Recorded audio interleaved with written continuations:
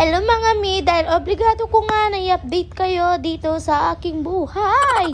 Siyempre mga mi, kailangan nga muna natin mag-exercise everybody. Paparinig kasi ako mga mi, nasabi ko yung birthday ko, baka naman babimbang. Ay, magpapasarap tayo para nga medyo marami tayong matanggap ngayong Pasko. Tapos na pala yung Pasko pero wala akong natanggap mga mi. Alam nyo naman, bembang na lang ang natanggap natin ngayong Pasko. Pero sulit naman kahit ganoon. Ay, eto nga, sabi ko nga mag-quick na nga lang ako dito kahit di na tayo pumaya. Ang importante ay maging masarap.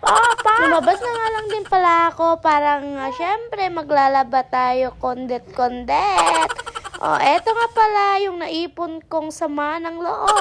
Baka gusto nyong alburin dyan. Siyempre, pinakita ko lang yan. Hindi ko naman talaga ilalaba yan. Ang kakapal ng mga mukha nyo. At nakita ko nga siya. Eto nga, sabi niya pumunta daw kami sa bibili nga daw siya ng panty ko. Pero ito nga yung nakita ko.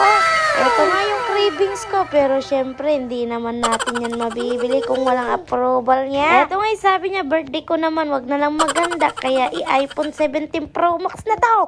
Syempre, kilig-kilig to the bones na naman ang person, diba? Mainggit kayo. Ang ganda. Oh my God. Syempre, bembang mamayang gabi. Diba? Kung gusto mong bumembang, magpakasarap ka muna para nga syempre, mabigyan ka din ng iPhone Pro Max. Ang ganda. Syempre, sana mainggit kayo.